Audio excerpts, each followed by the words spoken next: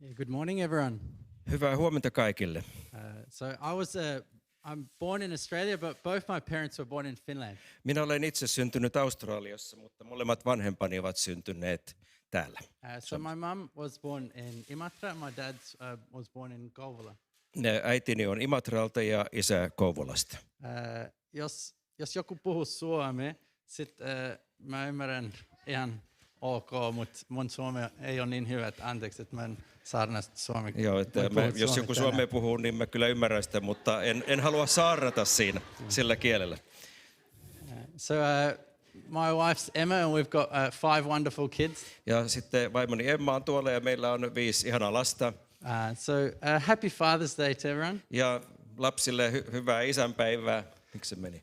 I'd just like to say that as a dad, sometimes when I turn up to church and they announce and say, today in this Sunday service there will be no Sunday school, sometimes I go into a bit of a panic.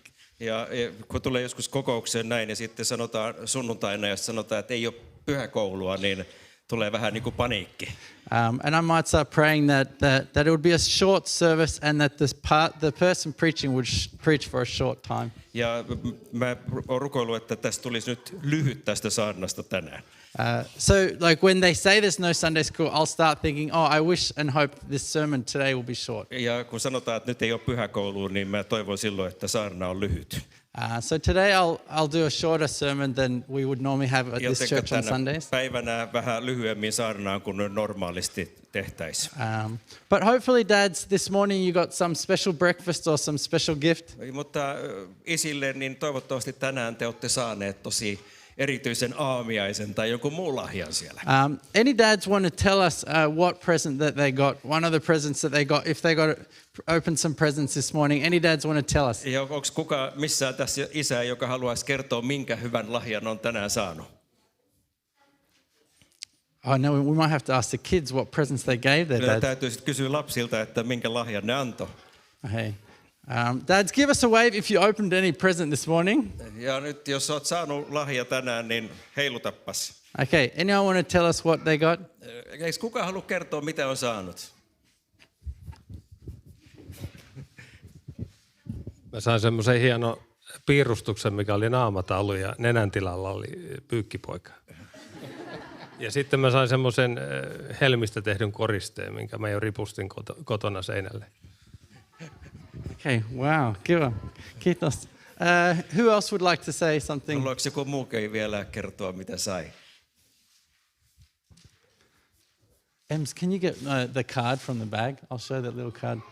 We have one more person who wants to share something that they received from. Kuka toinen, joka haluaisi sanoa, mitä sai tänään? Over here. We've got someone over here. Do you want to come a bit forward more? Täällä on joku, Cheers. joka nyt haluaa kertoa. You can speak in English. Puhua englantiakin. I was in the room with the kids as well. I got a really nice present. I was forced to wear it today. Ja mä sain tosi hienon paidan ja nyt on pakko pitää sitä päällä. Yeah, it was nice. Tää oli tosi kiva. Awesome.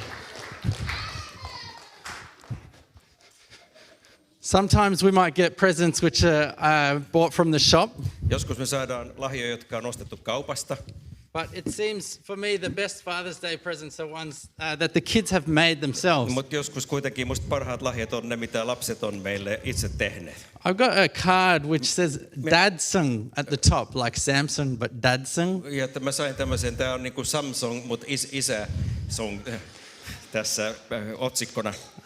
So my son explained it to me what it is. There's buttons on the card and you can press the button and then you get that. Ja poikani selitti mulle, että näissä on niinku painonappeja tällä kortilla, että kun painat sen, niin saat sen sitten. It's got sauna on here. I can press the button and then go for sauna. Saunanappi, painan nappia, niin pääsen saunaan. Food. Sitten ruoka. And I'm really happy it's got sleep here. Ja sitten siinä on myöskin tämmöinen, että pääsee nukkumaan. Siitä mä oon tosi iloinen. Especially the dads of young kids would be especially happy if you could just press a button here and just go have a sleep. Ja erityisesti pienten lasten isät niin on tosi iloisia, jos saa painaa nappia, että pääsee nukkumaan. But today on my Dadsung phone, I got the Bible here, so I'm really happy that my son put Bible, so I can press the button. Mä oon tosi iloinen siitä, että tässä on raamattu nappikin, niin poikani on laittanut sen siihen. But today I want to share a sermon on the topic of things that I learned from my dad while I was doing carpentry work with him. Ja haluan nyt jakaa semmoisista ajatuksista asioita, joita opin, kun tein isäni kanssa puusepän töitä. Yeah, so my dad did carpentry in Australia. Ja mun isäni oli siis tämä puuseppä tai rakentaja Australiassa. And when I was a teenager and in my early 20s, he let me come and do work with him doing Ja carpentry. kun mä olin silloin teini-iässä ja silloin nuorena, niin isäni otti mukaan mut töihin. And now that I have teenagers, I think I've got a lot of respect for my dad that he would say yes to having a teenager come and work Ja with him. nyt kun mulla alkaa itsellä kohta olla teini-ikäisiä, niin mä tosi arvostan isäni, että hän otti mukaan. I learned a lot about discipline and hard work and being work ethics and being at work on time. Ja mä tosiaan opin todella paljon siitä, että mitä tarkoittaa työetiikka ja se, että on niin kuin ajallansa paikalla. But I think my dad had a lot of patience for me. Mutta musta tuntuu, että isä oli mun kanssani kärsivällinen. I think sometimes on the way to work, I'd be so tired I would even sleep in the car on the way to Musta work. tuntuu, että välillä kun ajettiin aamulla töihin, niin olin niin väsynyt, että nukuin autossa. But when I was working with my dad, Mutta kun tein töitä isäni kanssa, I learned a lot of things from him. mutta opin silloin myös paljon asioita häneltä. I remember one day when we went to a work site, there was a concrete slab and we just turned up to the site for the first day and I was ready to start working. Ja mä muistan kerran, kun me tulimme sinne työmaalle, niin siinä oli tämmöinen betonilaatta. Ja kun me tultiin autosta, mä olin heti valmis lähteä töihin. And instead of starting to work, my dad wandered off to the site next door and started chatting to some of the other construction workers. Ja siinä, kun me tultiin siihen, niin sen sijaan, että isä olisi aloittanut, niin hän kävelikin sinne vähän sivulle ja alkoi juttelemaan niiden muiden työmiesten kanssa. And we were getting paid per square meter and I was thinking, hey, he's wasting his time. We should be here working. We're losing money because we're not working now. Ja me saimme tuossa palkkaa, että se oli urakkaa niin kuin per neliömetri tekemistä, mutta hei, tässähän nyt haaskataan aikaa tässä. But he would chat to the different plumbers and electricians and carpenters. Mutta hän siellä kuitenkin keskusteli näiden putkimiesten ja muiden rakennusmiesten kanssa. And in the workplace, he would talk to people about his faith. Ja siinä työpaikalla niin hän aina kertoi omasta uskostaan. And he would come back from talking to the guys and say, oh, that guy was sick for a while, he was in hospital, but now he's back at work. Ja sitten hän tuli takaisin siitä ja sitten sanoi, että niin, toikin kaveri, hän oli sairaana ja oli sairaalassakin jonkun aikaa, nyt hän on takaisin työssä. Yeah, he would care about the other people that he was working with. Hän välitti niistä toisista ihmisistä, joiden kanssa hän teki työtä. And also he would get opportunities to pray for them. Ja myöskin hän käytti tilaisuudet hyväkseen rukoilla heidän puolestaan. And it was really important for me to watch, to realize that there are more important things in life than making money. Ja se oli mulle hyvä tilaisuus tajuta, että on muutakin tärkeämpää elämässä kuin vaan tehdä rahaa. It was amazing to see his courage and boldness to talk about Jesus. Ja sitten oli myöskin ihmeellistä nähdä hänen rohkeutensa puhua Jeesuksesta. I remember when my early 20s, sometimes I'd be embarrassed at work when he was talking about Joskus Jesus. kun mä olin sellainen vajaa parikymppinen, niin mä muistan, kun mä olin vähän niin kuin nolostuttikin, kun hän puhui Jeesuksesta. Dad would sometimes say to someone, what do you think about Jesus? Ja joskus isäni meni ja sanoi jollekin, että mitä sinä ajattelet Jeesuksesta? And I would be standing there being a little bit Minä embarrassed. seison siellä vähän, että nolostuttaa tää nyt. But actually it's actually sometimes can be a really helpful question. Mutta tiedätkö, joskus toi voi olla hyvinkin niin kuin hyvä kysymys. And Dad could ask it in a really genuine way. Ja isäni pystyy kysymään se hyvin semmoisella aidolla tavalla. And it would lead to some really good discussions. Ja se johdatti tosi hyvin keskusteluihin. So I learned a lot about the importance of being willing to share and talk about Jesus in the workplace Ja from mä my opin dad. paljon siitä, mikä potentiaali siinä on, että keskustelee Jeesuksesta. Let's read a passage from Colossians chapter 4. Luetaanpa kolossalaiskirjeen luvusta 4 sananpaikka. We'll read verse 5 and 6. Ja luetaan jakeet 5 ja 6. You can read it in Finnish Ja first. käyttäytykää viisaasti ulkopuolisia kohtaan, niin ottakaa huomioon oikea hetki. Olkoon teidän puheenne aina suloista, suolalla maustettua ja tietäkää, kuinka teidän tulee itse kullekin vastata. Be wise in the way you act towards outsiders. Make the most of every opportunity. Let your conversation be always full of grace, seasoned with salt, so that you may know how to answer everyone. this is the encouragement for us that when we're talking to people, that our conversations would be seasoned with salt.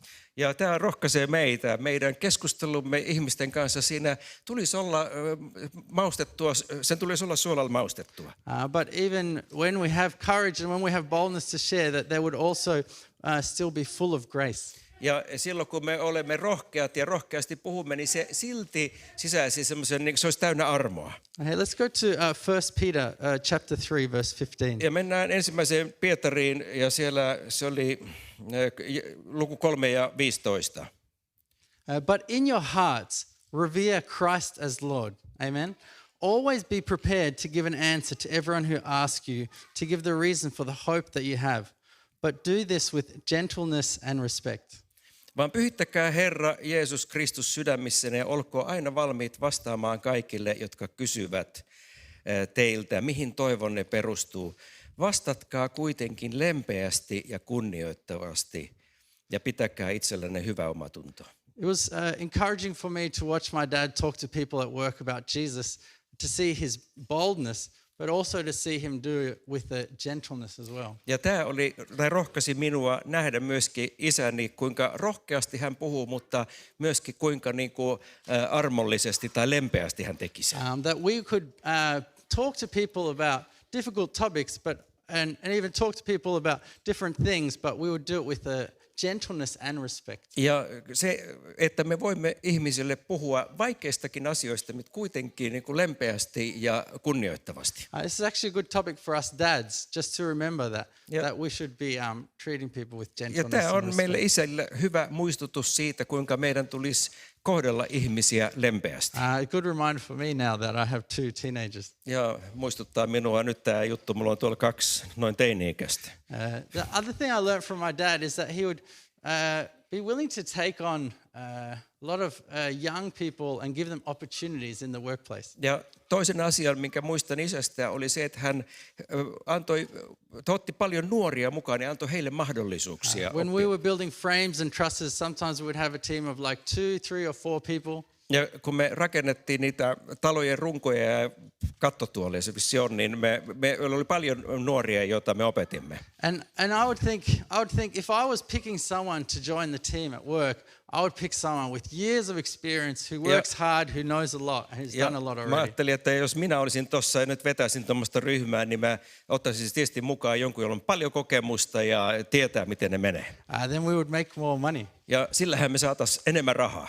But Dad would let people come and work with us who had been long-term unemployed. Ja isä antoi kuitenkin sellaisten tulla meidän kanssa tekemään töitä, jotka olivat olleet pitkään työttömänä. We had guys who would come and start working as a laborer with us who were still struggling with different addictions and having different challenges in their life. Meidän kanssa tuli tekemään työtä myös monet sellaiset, joilla oli erilaisia siteitä ja haasteita elämässä. One guy, I remember we had to teach him even how to swing a hammer. Ja mä muistan, oli yksikin semmoinen kaveri, joka piti opettaa, miten käyttää vasaraa. And sometimes people wouldn't turn up to work that day because of stuff that they were involved in the night before. Ja joskus oli sellaisia, jotka eivät tulleetkaan sitten työhön jo sinä päivänä, koska sen takia, mitä ne olivat edellisenä iltana tehneet. But Dad would be patient with them. Mutta isä oli heidän kanssa kärsivällinen. And he would teach them the things that he knew. Ja hän opetti heille niitä asioita, joista hän tiesi. And he would give them opportunity to have work and make money. Ja hän antoi heillekin mahdollisuuden tehdä työtä ja ansaita rahaa. And this was something that really changed the lives of these young guys. Ja tämä oli jotain sellaista, joka todella muutti näiden nuorten kaverien elämää. And after a while, sometimes they would like quit some of the different addictions. Ja joskus kävi niin, että jotkut heistä sitten jättivätkin nämä erilaiset siteensä, missä olivat. It was encouraging for me to see transformation in their lives. Ja mulle oli rohkaiseva nähdä heidän elämässä tapahtuva muutos. And then also later, some of them would go on to teach other people the stuff that they had learned. Ja sitten myöskin se, että hän lähetti heitä ulos sitten opettamaan muillekin ihmisille niitä, mitä olivat itse oppineet. Like some of the guys would later on go, one guy later on went and started his own business. Ja yksikin semmoinen meillä työssä ollut, niin aloitti itse oman bisneksensä. One of these guys went on a mission trip to Cambodia. Ja yksi heistä lähti lähetysmatkalle Kambodjaan. So I really learned that my dad was willing to take time to teach other people the things that he knew. Ja todella se, että isäni käytti aikaa siihen, että opetti toisille ihmisille sitä, mitä hän oli itse oppinut. This is a challenge for all of us. Tämähän on se haaste, mikä meillä kaikilla on. What are the things that we've learned that we can pass on to others? Ja yksi sellainen asia, minkä me olemme oppineet ja jonka voimme itse siirtää toisille. What are things that you've experienced that you could help other people with who are experiencing similar situations? Ja sen kautta, mitä itse olet kokenut, niin sä voit auttaa niitä, jotka ovat nyt itse samanlaisessa tai kokevat samanlaisia asioita. Sometimes when we're teaching other people, there can be a multiplication that then they would go and teach other people. Joskus kun me opetetaan joitain, niin siitä voi tulla monistus, koska he lähtevät viemään sitä taas eteenpäin. Let's read a passage from 2 Timothy chapter 2, verse 2. Luetaan toisesta Timoteuksesta ja So we're in 2 Timothy chapter 2, verse 2. Mitä olet monien todistajien läsnä ollessa minulta kuullut? Usko se luotettaville ihmisille, jotka sitten kykenevät opettamaan muitakin. Paul's writing to Timothy here. Paavali kirjoittaa tässä Timoteukselle. Talking to him about entrusting to reliable people. And the things you have heard me say in the presence of many witnesses, entrust to reliable people who will also be qualified to teach others. Yeah. So Paul's talking to Timothy about teaching other people who will then go on to teach other people. Ja näin Paavali tässä puhuu Timoteukselle, kuinka se mitä hän on opettanut, niin mennä taas opettamaan eteenpäin. So here in the Bible we see this concept of multiplication. Ja tässä Raamatussa me nähdään nyt tämä ajatus tästä monistumisesta. Actually, this is a helpful reminder for us as parents that we can know that when we teach our kids stuff, then maybe later they'll also go and teach others that. Ja tässä on muistutus meille vanhemmille myös siitä, että kun me opetamme omia lapsia, niin he ehkä myöskin opettavat sitä samaa eteenpäin. But it's also a challenge for grandparents as well. Mutta tämä on tietysti myös haaste vaikkapa isovanhemmille. What are the things that you've learned that you could pass on to other people, that they could pass on to other people? Eli se, mitä sinä olet oppinut, niin miten sinä voit sit sen taas saattaa eteenpäin. Have a think about it in the rest of November or in December. What is something that you could actually teach to the younger generations that then they could go teach other people? Ajatellaan nyt sitä, että mitä nyt tässä tulevassa nyt marraskuussa ja joulukuussa, että sinä voit opettaa jollekin, jota hän opettaa eteenpäin. Amen. Amen.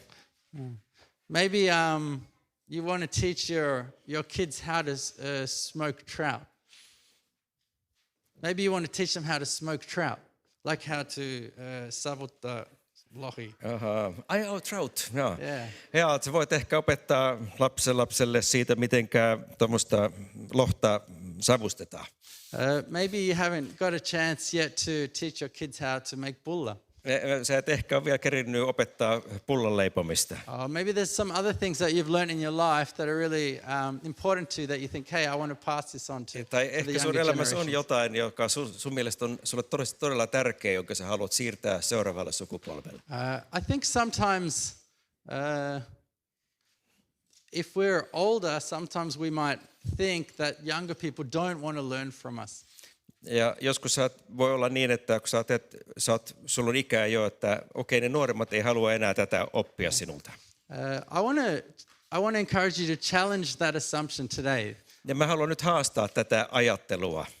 That I actually think maybe there are lots of people who want to learn from you or would like to learn from you, or there's things that they Ehkä could learn. kuitenkin on paljonkin ihmisiä sun ympärillä, jotka haluaisi oppia sulta. We hang out with a lot of 20 to 30-year-olds. Me pyöritään paljon tuollaisiin kolmikymppisten parissa. And I would say all of them, all of them or most of them? All of them want to be learning from the older generation. Siis kaikki tai melkein kaikki niin haluavat oppia jotain vanhemmat sukupolvelta. There's so much that God has entrusted to you. On niin paljon sellaista, joka Jumala on sulle luottanut. How can you be passing it on to others? Ja mitenkä sinä voit sen sitten siirtää eteenpäin? Okay. I'll just share one more thing about something I learned from my dad. Sitten vielä yksi asia lisää, jonka olen isältäni oppinut. Dad was, my dad's still alive, so it's sort of bad if I say dad was. Sorry, that's a bad line. Jos mä My sanon, dad's että in isäni Australia, oli, he's probably watching just now. isäni elää yhäkin vielä. If he's watching, Happy Father's Day, Dad. Jos hän nyt tuolla elää ja katsoo, niin hyvää isänpäivää. Yeah. So, did that get interpreted right? Yeah. Cheers. He's in Brisbane in Australia. Niin, se on Brisbaneissa, Australiassa on. Dad is somebody who's very generous. Ja isä on siis joku sellainen, joka hän on hyvin antelias. And the first overseas mission trip that I went on when I was 14 years old, and I went with my dad. Ja ensimmäinen ulkomaan lähetysmatka, jolla lähdin isäni kanssa. We went from Australia all the way to Russia. Ja lähdimme Australiasta Venäjälle. And my dad's someone who gives a lot of his gives money towards missions. Ja isäni on sellainen, joka antaa rahaa lähetykseen. And I've been thinking of this topic of generosity a lot the last couple of weeks. Ja mä olen tätä aihetta tästä anteliaisuudesta kovasti ajatellut viime aikoina. I think a topic that many of us have been thinking about is about how things are getting more and more expensive. Ja mä ajattelin, että tässä on nyt viime aikoina ollut paljon sitä, että ihmiset ajattelee, että kuinka kaikki asiat vaan nyt kallistuu ja kallistuu. Now you would have noticed in the last 6 months when you go to the shops how much the price of things in the shops food has increased. Ehkä itse tajunnut sen, kun me käy tuolla kaupassa, kuinka paljon hinnat ovat nousseet. And you might have been watching how much the price of electricity is getting. Ja monet meitä muistutetaan siitä, miten paljon sähköhinta on noussut. The last few weeks I've been thinking, when the prices go up and up, what is our response as Christians, or what is our response as a church to this? Ja mä oon ajatellut tätä paljon viime aikoina, että kun kerran hinnat nousevat, niin mikä meidän seurakunnan vastaus siihen on? What is our response as Christians? How do we respond to prices going up? No mitenkä me kristityt, mitenkä me vastaamme siihen, kun hinnat nousevat? Okay, one way to respond is that we can be full of fear and anxiety, and we can start getting very worried about money. Ja yksi vastaus tähän on ehkä se, että me alamme mennä pelkoon ja alamme huolestua koko ajan. So we should be good stewards of our money. Ja meidänhän tulisi olla hyviä haltioita, siis meidän rahamme haltioita. Yeah, and we should do well with our budgeting. Ja meidän tulisi tehdä sitä järkevästi budjetoiden. Yeah, but one way to respond is that we would just be self-focused and just think of our own lives and think, how are we going to cope, how are we going to manage? Ja yksi semmoinen mahdollisuus on, että me vaan keskitytään itseemme, että kuinka minä tästä nyt selviän. But I think one of the encouragements for us today is to think and realize that there's other people out there who are going to be having a hard time financially. Ja toinen tapa vastata tähän on se, että me nähdään, että tuolla on ulkona ihmisiä, joilla saattaa olla tosi vaikea aika selvitä. In your rivitalot, in your kerrostalo, or your neighbors, maybe there's some people who are going to be having an even harder time than you in the next few months. Saattaa sun lähistöllä, sun kerrostalossa, rivitalossa, missä ollaan ihmisiä, joilla on vielä vaikeampaa kuin sulla. And I think the challenge for us is to still continue to be generous. Ja meidän haaste tässä tosiaan on se, että miten me yhä voisimme olla anteliaita.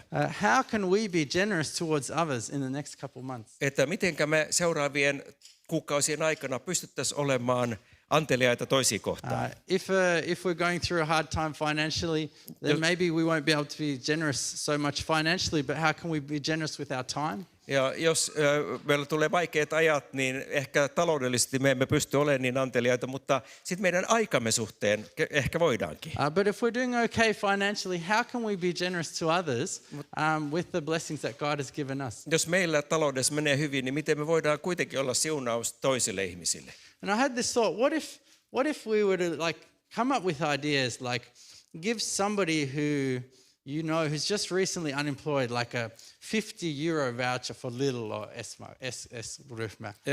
Ja miten me tehtäisiin vaikka sanotaan, että meillä on joku, joka just on joutunut työttömäksi, ja sitten me annetaan vaikka joku €50 kortti tonne kauppaan. To Lidl or to S-group or something. S-ryhmän tai K-ryhmän tämmöinen kortti tai joku annettaisiin 50 €. Can you imagine the difference that might make in that person's life to receive such a gift? Ajattele, miten tämä voi vaikuttaa tämmöisen ihmisen elämässä, joka tommoisen saattaa vastaan. That if you know someone who's really struggling financially, that you would somehow personally bless them financially. Can you imagine the impact that this could make in their life? Ja voitko kuvitella, että tämmöisen taloudellisen siunauksen kautta minkälainen vaikutus vaikutus sillä voisi olla tämmöiseen ihmiseen. And now that it's getting closer to Christmas, it's an easier time for us to give gifts to people. Nyt ollaan lähestymässä jouluun, niin tietysti meidän on vielä helpompi tässä toimia. So let's be praying and thinking about how we can be creative in blessing other people in this Christmas season. Ja se, että me rukoiltaisiin sitä, että miten me voitaisiin olla luovia tässä nyt tulevana joulun aikana. That even when things get more and more expensive, that we wouldn't stop being generous. Ja että nyt kun vaan asiat kallistuu, niin me kuitenkaan emme lakkaisi olevasta anteliaita. But instead we could see it as an opportunity to be a blessing to people who are going through a difficult me time. näkisimme sen mahdollisuutena olla siunaus jollekin. Dad was generous, and that's one thing I learned. Ja siis isäni oli antelias, sen minä opin. And the other couple things were about that he was somebody who was not so much in a rush, that he was willing to take time to talk to people at work about Jesus. Toinen oli se, että hän ei kiirehtynyt, vaan hän otti aikaa, että hän kertoi ihmisille Jeesuksesta. Another thing is that he was willing to make opportunities for other people and willing to pass on the things that he had in his life. Ja sitten seuraava oli se, että hän myöskin halusi käyttää aikaa siihen, että hän siirtää toisiin ihmisiin. I'm going to ask Rebecca and Kimmo to pray with us on these topics. Ja mä pyydän, että Rebekka ja Kimmo tässä rukoilisi näiden aiheiden puolesta.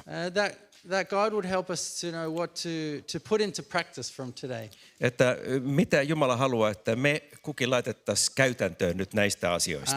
That we would be salt and that we would be light. Ja että me olisimme suola ja valo. And that we would know more and more what it means to be in this world but not of the world. Ja että me opittaisiin tietämään enemmän se, että mitä on, että me olisimme tässä maailmassa, mutta emme tästä maailmasta. And if you're someone who started to worry a lot about the future, ja jos sinä olet täällä nyt joku sellainen, joka on kovasti alkanut huolestua tulevaisuudesta. We're going to pray also that God would help you to not worry and to not be anxious, but instead that he would give you his peace that passes all understanding. Ja me rukoillaan sen puolesta, että sinä et olisi huolissasi ja huolestunut kaikesta, vaan että rauha, joka ylittää kaiken ymmärryksen, olisi sinulla. God's not worried about the future. Jumala ei ole huolestunut tulevaisuudesta. Today we can ask him that we would see things as he sees them. Ja tänään me voidaan pyytää, että me näkisimme asiat niin kuin hän näkee ne. And that we would cast our anxieties to him. Ja että me voisimme heittää kaikki murheemme hänen päälleen. Because he cares for us. Koska hän huolehtii meistä. That we would be reminded that we don't need to worry about anything. Ja että meitä muistutetaan siitä, että meidän ei tarvitse huolehtia mistään. But we can pray about everything. Vaan että me voimme rukoilla, kaiken saattaa rukouksella eteenpäin. And ask that God would give us his amazing supernatural peace. Ja pyytää, että Jumala antaisi hänen yliluonnollisen rauhansa meille. Amen. Amen.